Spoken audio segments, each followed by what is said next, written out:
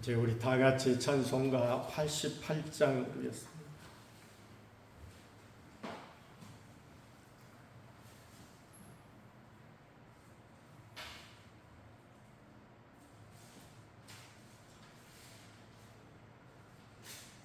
내 진영 사모하는 친구가 되시는 그저 예수님은 아름다워라.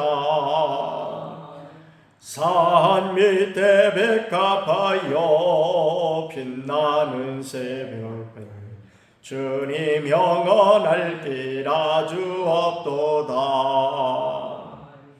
내 맘이 아플 적에 큰 위로 되시며 나 외로울 때 좋은 친구라.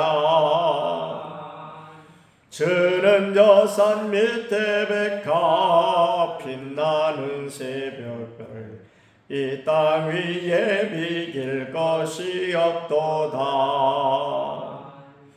내 맘의 모든 염려 이 세상 고락도 주님 항상 같이 하여 두시고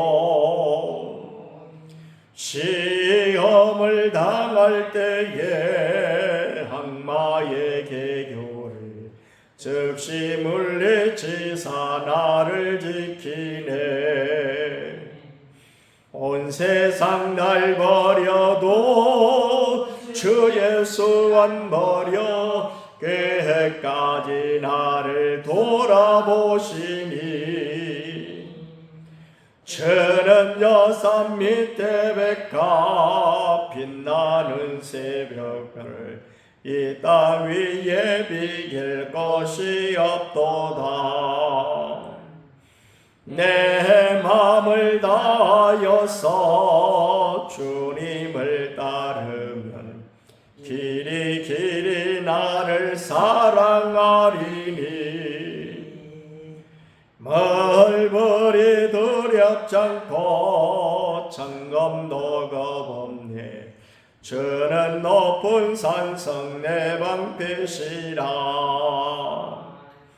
내 영혼 먹이시는 그 은혜 누리고 나 친히 주를 뵙기 원하네. 저는 저 산 밑에 백합 빛나는 새벽별 이 땅 위에 비길 것이 없도다.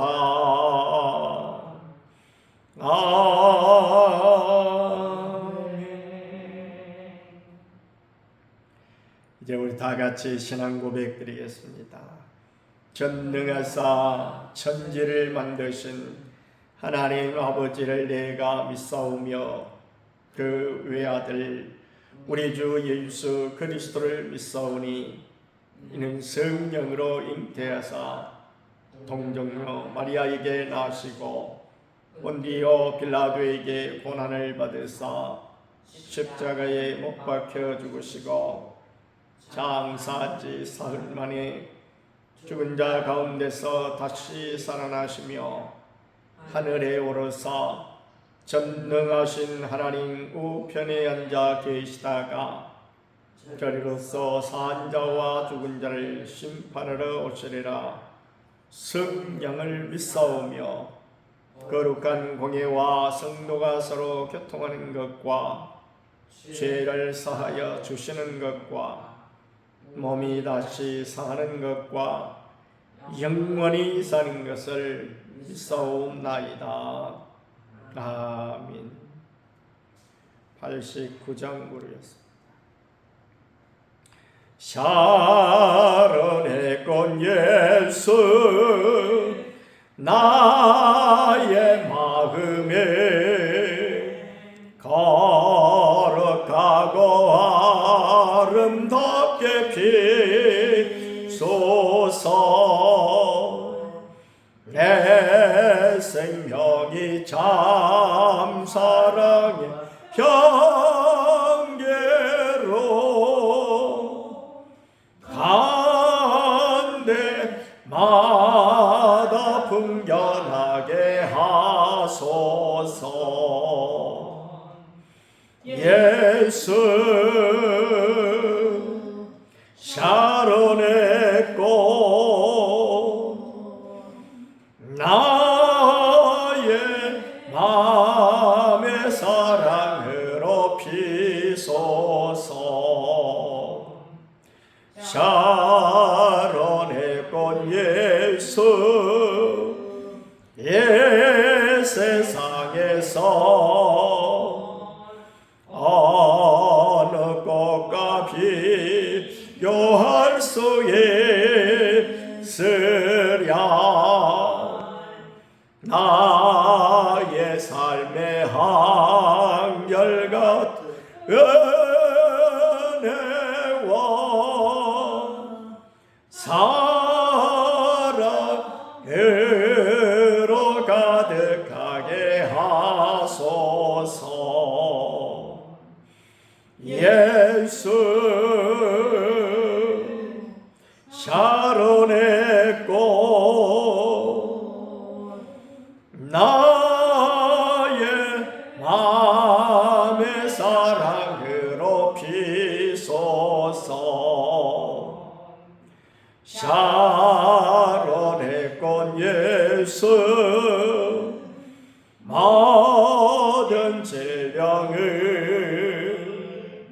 한이 없는 능력으로 고치사 고통하며 근심하는 자에게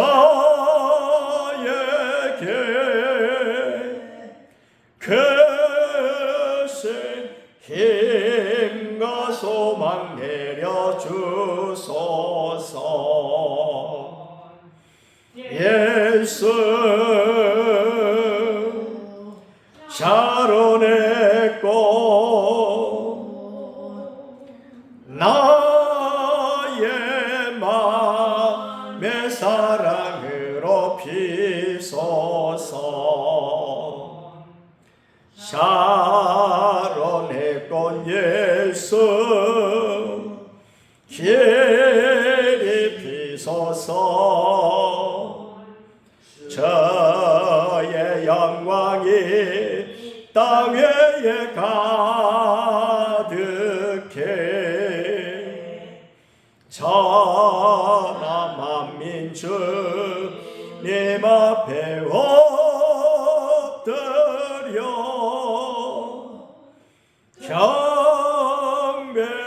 경배하며 영광 돌릴 때까지. 예수 샤론의 꽃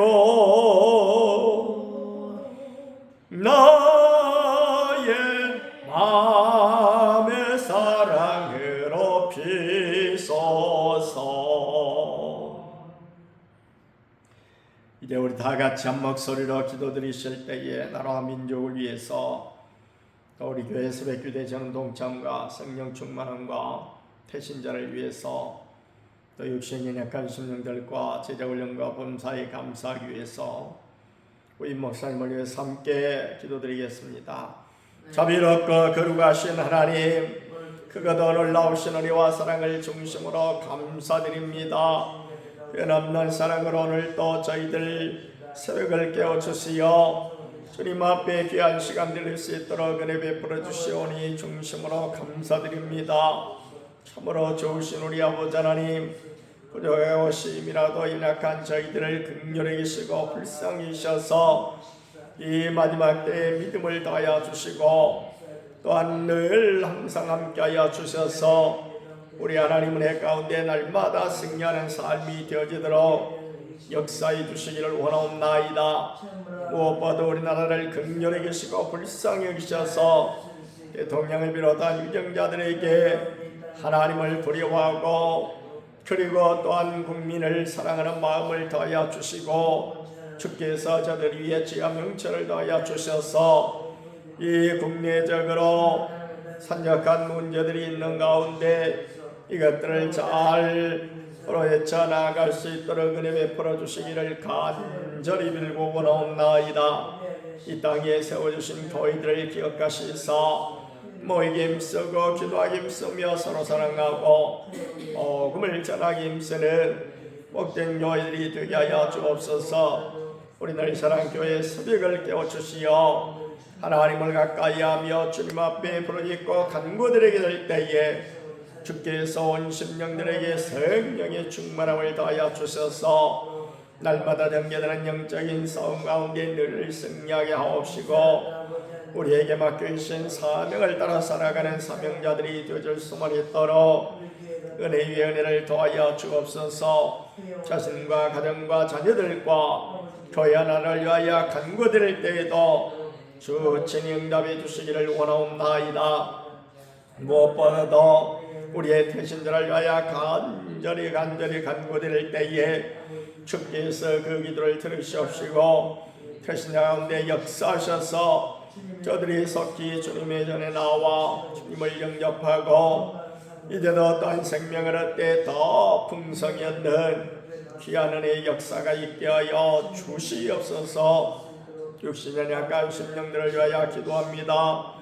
마호경 집사님, 강복자 원사님, 정정정 원사님, 또 백정한 집사님, 양명자 원사님 주께서 기억하시고 주의 치료의 광선을 발하여 주셔서 깨끗하게 고침받고 회복되어서 주님을 더욱더 찬양하며 감사함으로 주님 앞에 헌신하는 복된 심령들 다 되게 하여 주옵소서. 제자 훈련받아보는 날마다 주님을 닮아가게 하시고 주의 뜻을 따라 복음을 전하게 하시고 자기를 부인하고 자기 십자가를 지고 주를 따르게 하여 주시옵소서. 또한 하나님 아버지 후임 목사님을 위하여 기도합니다.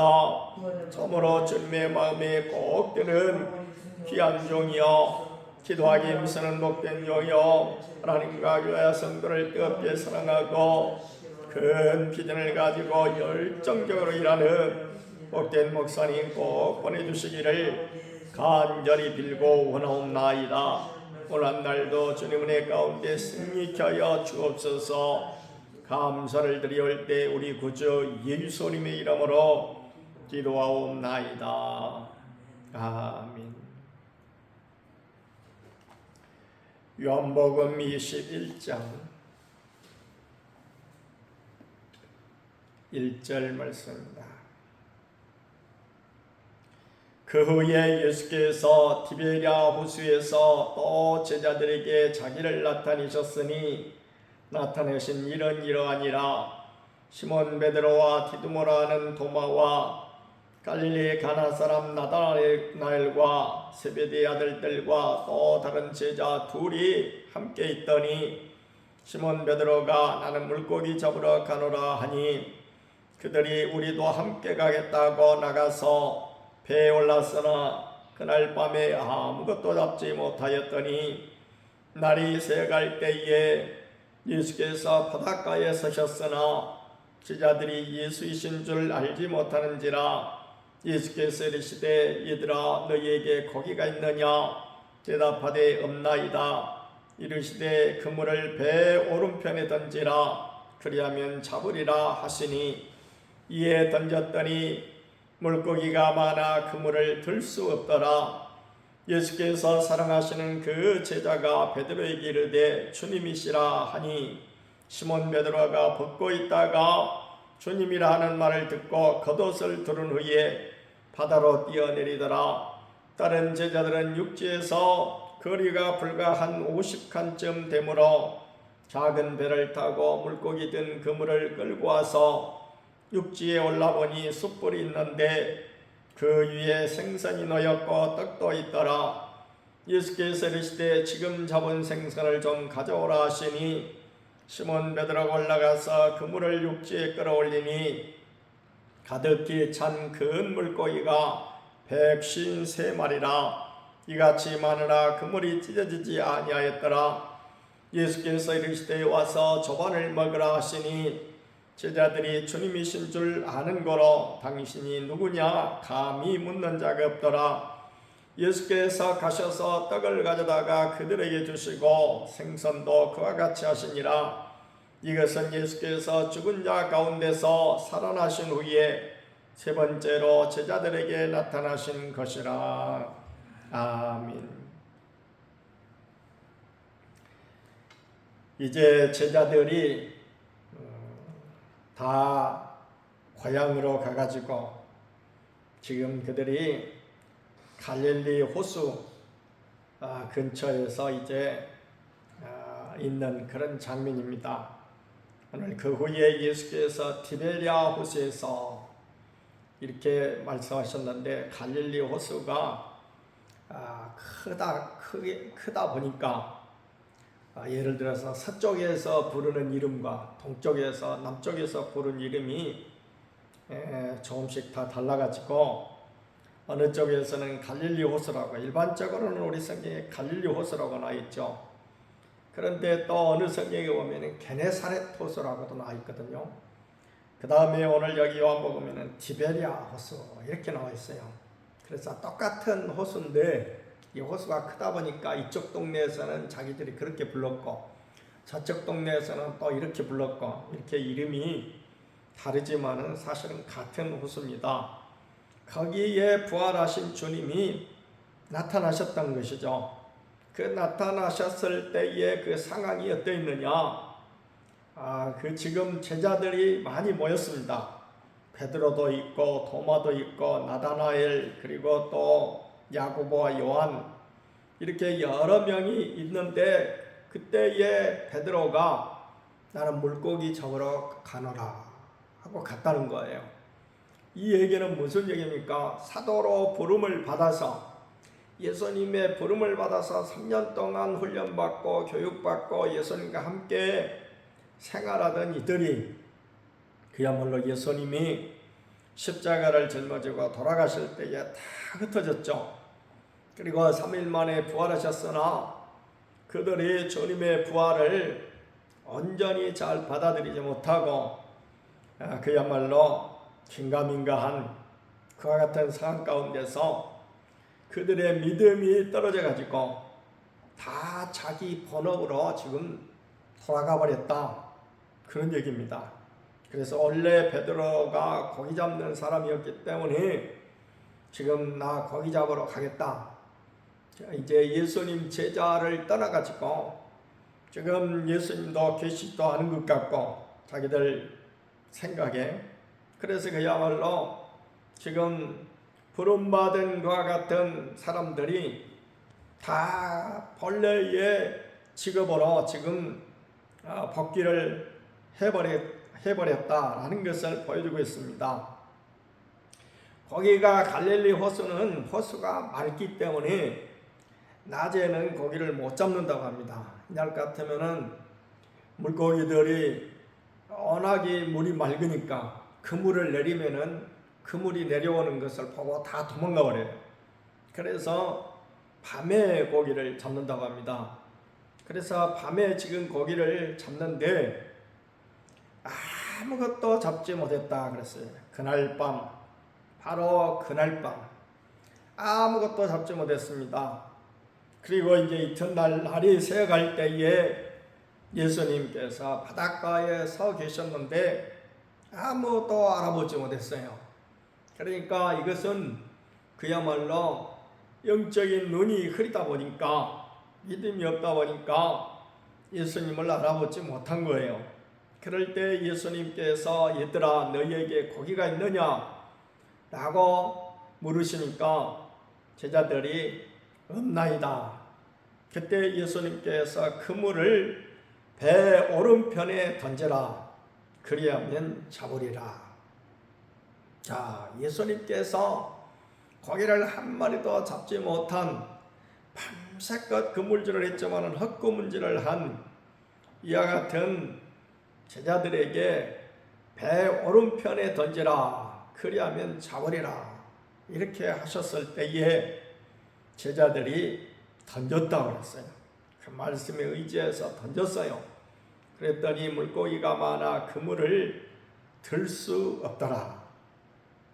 누가복음 5장에 보면은 이런 말씀이 또 등장합니다. 이 말씀하고 여기 나오는 그것하고 같은가? 같지 않은 것 같습니다. 그때는 초반이었어요. 제자들과 함께하는 초반이었어요. 그래서 주님께서 그때는 뭐라고 말씀하셨는 거니? 그물을 깊은 데에 내려라. 깊은 데에 내려라 했어요. 그때나 지금이나 지금 예수님 말씀은 상황에 전혀 맞지 않습니다. 왜냐할 것 같으면은 낮이 돼가지고 지금 해가 뜨기 시작하면 그물이 내려오는 것이 물고기들 눈으로 볼 때에 다 보여버리기 때문에 그때는 그물을 내리면 물고기들이 다 도망가 버린다고요. 그리고 또 누가복음 5장에 나타난 그것은 깊은 데로 가서 그물을 내려라 그랬거든요. 근데 그 깊은 데는 오히려 물고기가 없고 야트막한데 그쪽에가 주로 이제 연안에가 물고기가 있답니다. 그런데 예수님께서는 거기서도 전혀 이 전문직인 어부들이 볼 때에 상황이 맞지 않는 깊은 데로 가서 그물을 내려라 그랬는데 그때에 베드로가 그야말로 우리가 밤새껏 그물질을 했지만은 아무것도 잡지 못한 헛수고 뿐이었는데 말씀에 의지하여 그물을 내리리다. 거기서는 분명히 베드로가 뭐라고 얘기했다고요? 말씀에 의지하여 그물을 내리겠습니다 라고 했을 때에 2배 가득 잡았다. 2배 가득. 그러니까 이 조그마한 물고기가 아니에요. 오래전에 양재동이었던가 어디선가 그 무슨 행사가 있었습니다. 기독교의 무슨 말하자면 어떤 전시회 같은 것이 있었어요. 그래서 그 근동 지방에 있는 이스라엘 지방에 있는 어떤 나무 같은 것도 이렇게 전시를 해놓고 그렇게 이렇게 하고 우리 이제 목사님들이 거기에 이제 많이 모이는데 맨날 며칠간 그런 행사가 있었는데 맨 마지막 코스가 바로 뭔 거니? 점심때가 돼가지고 밥을 주는 거예요. 근데 그 밥이 우리가 먹는 그냥 일반 밥입니다만은 특이한 게 하나가 물고기를 줬습니다. 근데 그 물고기가 베드로 고기라고 그러더라고요. 베드로 고기. 바로 이 베드로가 잡았던 그 고기예요. 말하자면 그 고기를 주는데 그때의 그 고기는 별로 크지 않았습니다. 그런데 실질적으로 지금 여기 이 베드로가 잡았던 그 고기를 이제 그 사람들은 다른 이름으로 부르겠지만은 이제 베드로 고기라고 그러는데 그게 크대요. 고기가. 그러니까 그 고기를 오늘 여기 말씀하니까 153마리를 잡았다고 해요. 153마리를 잡았어요. 근데 그 153마리가 2배 가득 잡은 거예요. 2배 가득. 그러니까 그 고기가 얼마나 큰 고기였겠는가 하는 것이 상상이 되어지죠. 어찌됐든 그물을 배 오른편에 던져라. 배 오른편이나 왼편이나 뭐 그게 큰 차이가 있을까요? 그런데 분명히 예수님께서는 명확하게 배 오른편에 던지라. 그리하면 자원이라. 많은 신학자들이 이 부분을 어떻게 해석을 하는 거니? 그때 밤새껏 그야말로 배 오른편에도 던지고 왼편에도 던지고 그랬겠죠. 흔히 그야말로 낚시질을 할 때도 이제 낚시꾼들을 몰고 가서 선장이 낚시질을 할 때도 고기가 많이 모이는 곳에 가가지고 낚시질을 하도록 이렇게 하죠. 그러니까 소위 이제 그 고기들이 모이는 곳이 있더라 그런 얘기죠. 사람도 예를 들어서 동네에 우리 어렸을 때에 보면은 뭐 어른들이 만남의 장소를 명확하게 말하지 않고 오늘 좀 만나세요. 이제 아는 친구들끼리 얘기를 한다면 오늘 좀 얼굴 좀 보세요. 그러고 하고 가요. 그럼 우리 생각에 오늘 같으면은 어느 찻집에서 어느 음식점에서 어디 빵집에서 몇 시에 이렇게 정확하게 해야 되지 않습니까? 근데 어렸을 때 뭐 어른들이 그냥 뭐 시간도 말도 않고 장소도 말도 않고 그러고 했는데 두 분 다 똑같은 시간에 거의 비슷한 시간에 어느 장소에, 그러니까 늘 모이는 장소가 있었던 거죠. 흔히 사람들이 모이는 장소가. 그래서 그 장소에 또 모이는 시간도 예를 들어서 아침 먹고, 겨울 같은 때는 일도 없고 그럴 때에 그냥 아침 먹고 이제 가면은 적당하게 한 뭐 10시나 된다든지 이럴 때에 딱 이렇게 모이듯이 사람도 모이는 장소가 있어요. 오늘날은 그 모임의 장소가 이제 카페나 빵집이나 아니면은 뭐 어떤 음식점이나 이렇게 딱 이렇게 사람이 많이 모이니까 특정한 장소와 그리고 시간을 이렇게 말을 하지만은 옛날에는 그랬단 말이에요. 그랬듯이 거기도 모이는 장소가 있어요. 그래서 그곳에 그물을 내리게 될 때에 고기를 잡을 수 있는데, 신학자들은 이 부분을 어떻게 해석을 하느냐, 밤새고 고기 없었어요. 사실은 다 흩어져 버렸죠. 그런데 새벽녘이 돼가지고 지금 해가 동이 트는 그런 때에 예수님이 나타나셔서 배 오른편에 그물을 던지라 했을 때 예수님이 그렇게 던지라 하시고 고기를 그쪽에다 몰아다 주셨다, 이렇게 해석을 합니다. 그러니까 그 해석이 뭐 맞는지 틀렸는지 모르겠지만은 어쨌든 예수님은 만유의 주인이시기 때문에 그 고기도 주인이죠. 그러니까 주인 말을 들을 수밖에 없어요. 심지어 무생물인 그와 같은 어떤 존재도 예수님 말씀을 듣는데, 예를 들어서 바람이라든지 이런 것도 예수님 말씀을 듣잖아요. 그런데 지금 살아있는 고기가 예수님 말씀 듣는 것은 너무나 당연한 거겠죠. 어찌됐든 그들이 배 오른편에 던졌을 때에 지금 시간적으로도 맞지 않고 그 다음에 어떤 방향 이런 것은 더더욱 그야말로 어떻게 예측할 수가 없는데, 주님이 그렇게 하라고 하셨을 때에 그들이 이에 던졌더니, 그러니까 말씀에 순종했을 때에 잡았습니다. 물고기를 너무너무 많이 잡아서 그물을 들 수가 없을 정도로 잡았더라. 이 장면을 통해서 과거에 또 누가복음 5장에 나타난 것으로 체험을 했잖아요. 그러니까 요한이 얼른 감이 왔어요. 느낌이 온 거죠. 이 예수님이다. 예수님이 아니라면 감히 이런 일이 일어날 수가 없다 라는 것을 깨닫고, 그래서 7절에 보니까 예수께서 사랑하시는 그 제자가, 요한복음을 기록한 요한은 꼭 자기를 표현할 때 요한이라고 말하지 않고 나다 그렇게 말하지 않고 예수님의 사랑하시는 그 제자 이렇게 꼭 표현을 합니다. 그러니까 자신이 예수님 앞에 사랑을 많이 받았다는 것을 은근히 이렇게 표현을 하고 있습니다. 그래서 그 제자가 얼른 눈치를 채고 주님이다 라고 하니까 그 직설적이고 성질 급한 베드로가 우통 벗고 막 일을 하다가 겉옷을 빨리 걸치고는, 거기는 이제 육지에 좀 가까웠던가 봐요. 그러니까 바다로 바로 뛰어들었습니다. 그래가지고 예수님을 만났다. 얼마나 그들 속에 예수님이 계셨으면, 예수님이 우리와 함께 하셨다면 이런 마음이 늘 있었겠죠.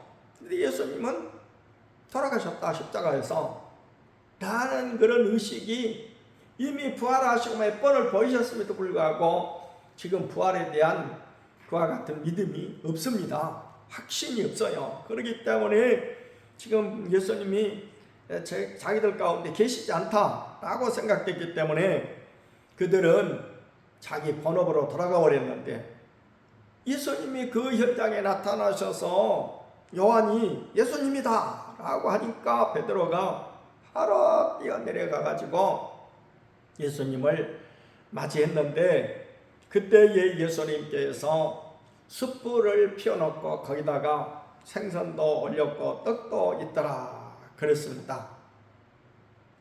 여기 이제 생선을 올려놓고 떡을 구워놓고 하는 것은 예수들의 제자들의 시장길을 면하기 위해서 밤새껏 일했으니 얼마나 지쳤겠어요. 지금 거기다가 우리가 일을 해와도 어떤 일을 하고 나서 많은 결과물이 있으면 성취감으로 인해서 더욱더 힘이 나는데, 저들은 밤새껏 일했는데 물고기 한 마리도 못 잡았단 말입니다. 이러니까 굉장히 정신적으로 육신적으로 지쳐버린 거예요. 여기에 주님께서 지금 조반을 준비해 놓으시고 이렇게 그들을 불렀다. 이 장면이 핵심적인 것이 아니고 실상 가장 핵심적인 것은 부활하신 주님을 그들이 만나게 됐다. 부활하신 주님을 그들이 다시 한번 확인하게 됐다라고 하는 것이 본문의 핵심입니다. 주님은 그러기 때문에 14절에 이것은 예수께서 죽은 자 가운데서 살아나신 후에 세 번째로 제자들에게 나타나신 것이라. 세 번째 나타나셨어요. 그래서 여기서 그야말로 어떤 면에서 확신을 주십니다. 확신을 주셔요. 그래서 부활하신 주님이 이 부활하셨다고 하는 사실을 증언하는 이 장면이 지금 입장에서부터 계속 나오죠. 이것은 바로 뭔거니 사람들이 죽은 자가 살아났다고 하는 이 사실에 대해서 쉽게 믿어지지가 않아요.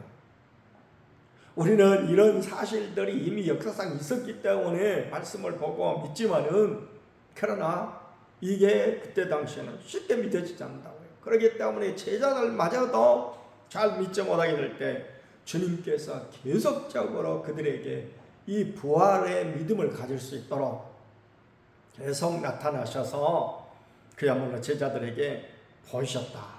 우리의 믿음 가운데서 중요한 것이 무엇입니까? 주님이 십자가를 우리 죄를 다 십자가에서 담당하셨다. 십자가를 짊으셨다고 하는 것과 그리고 그 주님께서 우리에게 영원한 생명, 죽음이 없는 영원한 생명을 주셨다고 하는 징표로서 부활하셨다고 하는 이 부활신앙, 십자가 신앙하고 부활신앙 이 두 개가 조화를 이룰 때에 두 개를 다 믿을 때에 우리는 온전한 믿음이 되는 것이고 특별히 여기서 부활신앙을 갖게 될 때에 오늘 우리 성도가 이 험악한 나그네 인생길에서 지치지 아니하고 낙심하지 아니하고 늘 소망을 품고 살아갈 수 있는 소망적인 믿음의 사람이 되어진다는 것입니다. 오늘 한날도 그렇기 때문에 우리에게 확고한 부활신앙으로 인해서 오늘 한날도 승리하는 삶을 사시기를 바랍니다. 말씀을 생각하시면서 함께 기도드리겠습니다. 자비롭고 거룩하신 하나님 아버지, 티베리아 호수에 나타나신 주님께서 제자들에게 다시 한번 부활하신 모습을 보여주시고 계시고 그리하여 세 번째 나타나신 주님께서 제자들이 확실한 부활신앙을 가짐으로써 이제 앞으로 전개될 여러가지 어려운 이제 복음 전파의 현장에서 참으로 부활신앙을 가지고 담대히 나아갈 수 있도록 그리고 소망적인 인생이 되어질 수 있도록 함께 하셨다고 하는 사실을 생각하면서 오늘 우리도 이 나그네 인생길을 가는데 확실한 부활신앙을 가지고 날마다 승리하는 우리 모두가 다 되게 하여 주시옵소서.